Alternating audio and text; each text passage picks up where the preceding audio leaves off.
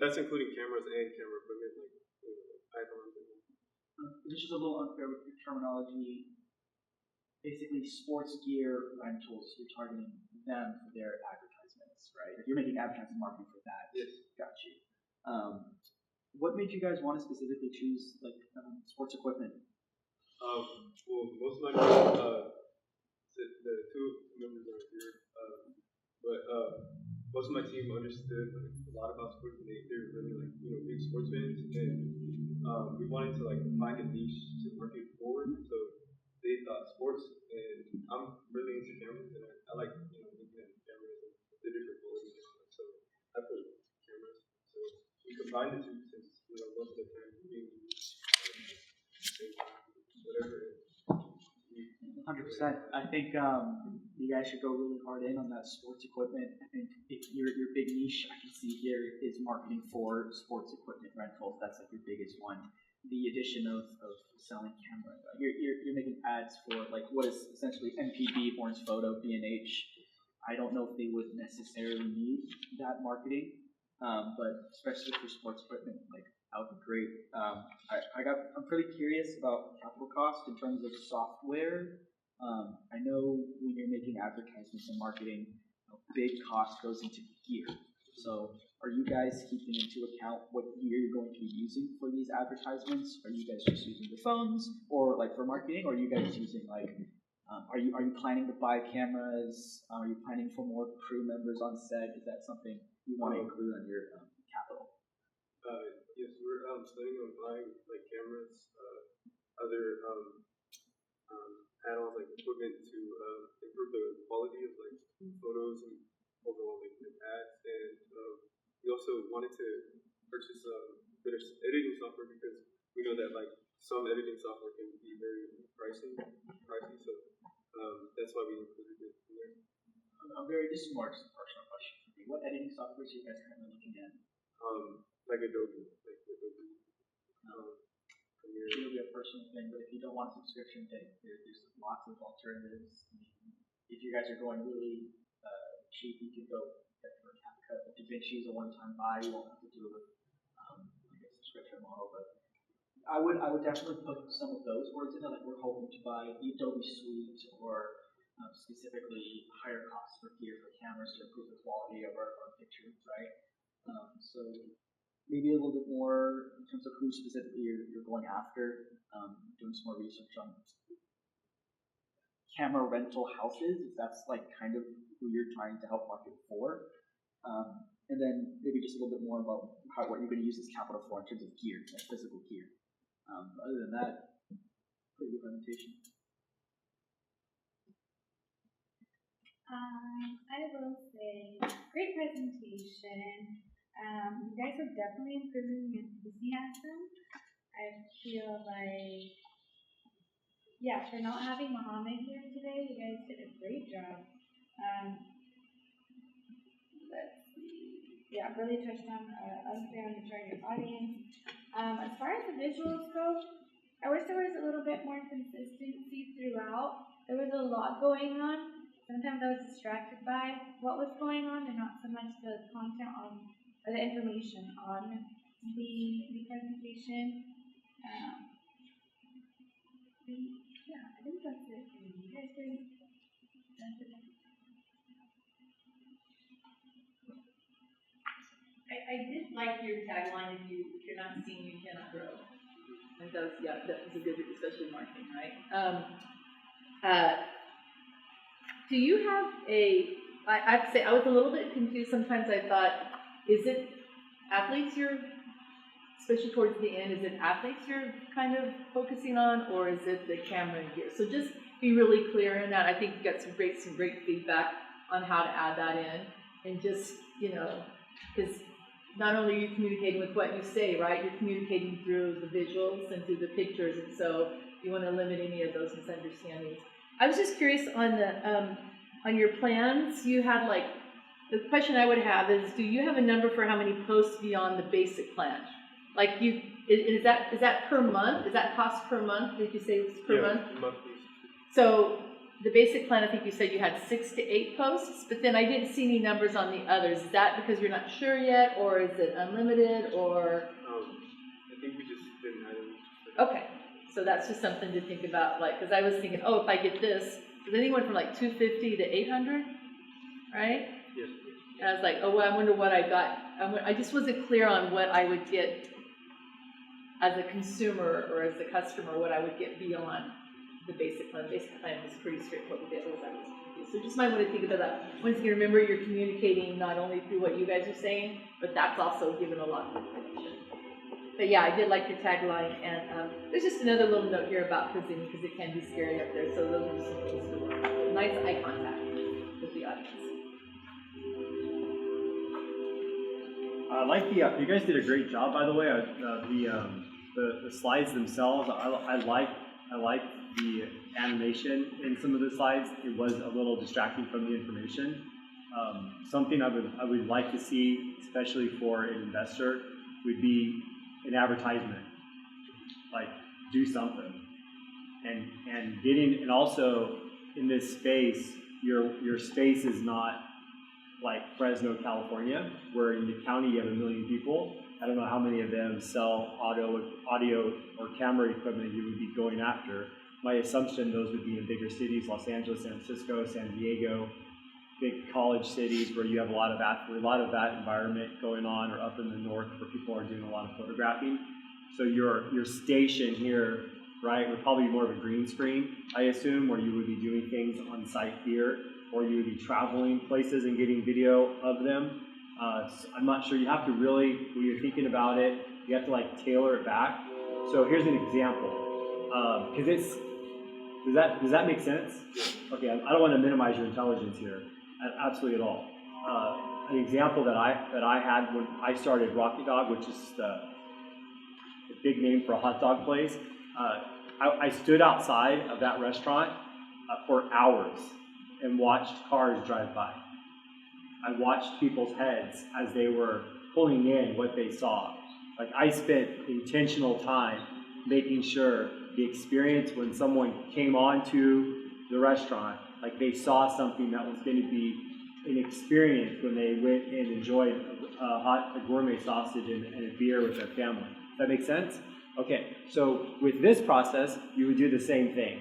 If you were to be a consumer walking up to it, what would they see? What would you want them to see? And you start there, and then you start writing it down, and then you start seeing, okay, how does that apply to my business structure? And you start making it a picture. Because it sounds like a good idea, and I like it. Are you guys going to actually do this when you graduate, or is this once you're guys done with this? You're still talking about it? Yeah. Okay, that's fair.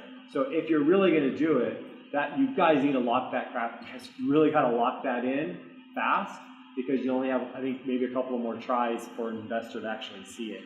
And this is like, you have a pool of people now you won't have later. No stress, just truth, okay?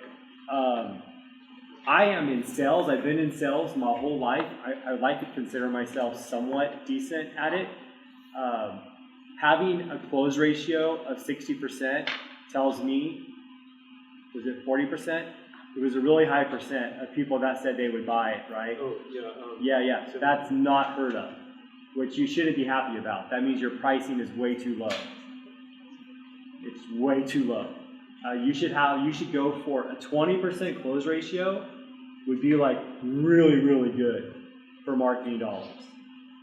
Okay, so just think of that. And then I'm a part of a community that people spend, I'll just tell you, $10,000 or $15,000 to be a part of the next program. And the guy that runs the program, who's asking people to spend $15,000 last minute, and you didn't know it was coming, what do you make? How many customers would it take for you to make this $15,000 back? And 90% of the room says one customer. 60% of them sign up because they see the value in what they're getting in just one customer to improve who I am. You're going to tell me I can't do that? Let's rock, baby. You know what I mean? So you have to understand, like, how much money are the customers you're going to be providing the service for, what they're going to profit, on the product you're going to sell them. So if the camera costs them $100, but they can sell it for $150, then volume fixes all problems, right? So we're going to help you increase your sales by get their sales increased by 40% by just volume numbers. But your numbers, you need to sell your product based on what they're expecting to get in return. And that's what they're going to be evaluating. So when you meet with them weekly and monthly, that's the number that I'm going to want to see. And I know this because I met dozens of people that were our marketing representatives from different companies throughout our valley, or the restaurant and the brewery, that never could show me a value completely of ROI after we brought them on. And that's a massive opportunity, I think, for you guys. Does that make sense? Yeah. So don't spend your money. And at first, because I wrote that down before I saw your numbers, then I saw your numbers and I was like, whoa, that was actually a reality check for me. Because as a consumer looking to pay for someone to do this now, I was like, wow, I probably do need to pay that. Because I'm seeing what the ROI, what your closing ratio is, if that makes sense. So I appreciated you sharing that. I'm like, dang, that is cheap. I hit that. I don't know what the $110,000 is for. What you guys said, for what you guys are going to be getting. Again, a lot of stuff like this is going to be manual labor. You want to limit how much you're asking an investor to pay for this. So big picture. When I started Rocket Dog, my business partner and I were like painting the floor and laying the tile. And I had my laptop with me, and I was doing insurance quotes and writing business between laying tile.